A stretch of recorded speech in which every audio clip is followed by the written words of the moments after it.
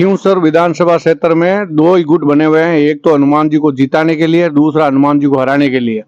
और यहाँ पर पार्टी के देखें ना तो सबसे ज्यादा वोट बीजेपी के पास है। 30,000 से 35,000 वोट ऐसे हैं जो हनुमान जी को हराने में लगे हैं। तो वो 65,000 उधर होते हैं, 80,000 78,000 के आसपास वोट है जो है नेताजी के। अब रही है कि बीजेपी टिकट किसको दे, क्योंकि यहाँ पर जनता खींवसर की बड़ी एडवांस है और जो विकास पुरुष होता है उनके साथ जुड़ती है। तो उम्मीद करते हैं कि टिकट पर निर्भर करेगा कि आगे का चुनाव कैसा रहेगा।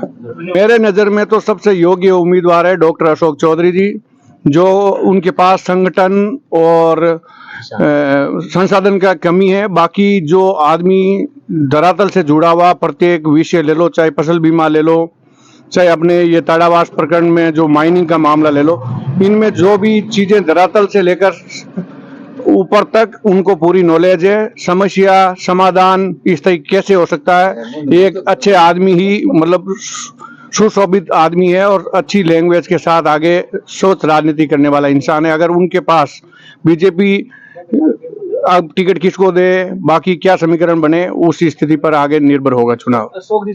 स्थिति ये रहेगी कि पिछली बार वो नए थे और एक अधिकारी के रूप में उनका बहुत ही सरल स्वभाव के आदमी है। और इस बार पिछले चुनाव से लेकर अब तक लगातार वो खींवसर के क्षेत्र के दौरे कर रहे हैं और प्रत्येक व्यक्ति से मिल रहे हैं। बड़े ही साधारण और सरल स्वभाव के आदमी है और ऐसे आदमी को अगर खींवसर की जनता विधानसभा पहुंचा देता है तो हमारे खींवसर में और भी विकास कार्य में गति आएगी। तो यहाँ पे जाति का कोई फैक्टर नहीं है। पिछले 2-3 चुनाव में अपन देखें तो जाति का फैक्टर नहीं रहा है। जाति यहाँ पर इस चुनाव में ज्यादा विशेष नहीं है। यहाँ पर विकास और की ओर लोग वोट देने के लिए तैयार है। जाति का ऐसा कोई फैक्टर नहीं है। किन किन मुद्दों को लेकर अशोक जी मैदान में आएंगे?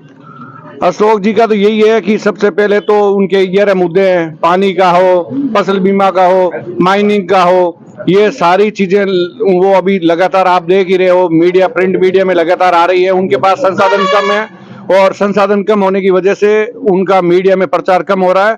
बाकी वही एक ऐसे आदमी है जो इस खींवसर को विकास की राह पर ले जा सकते हैं।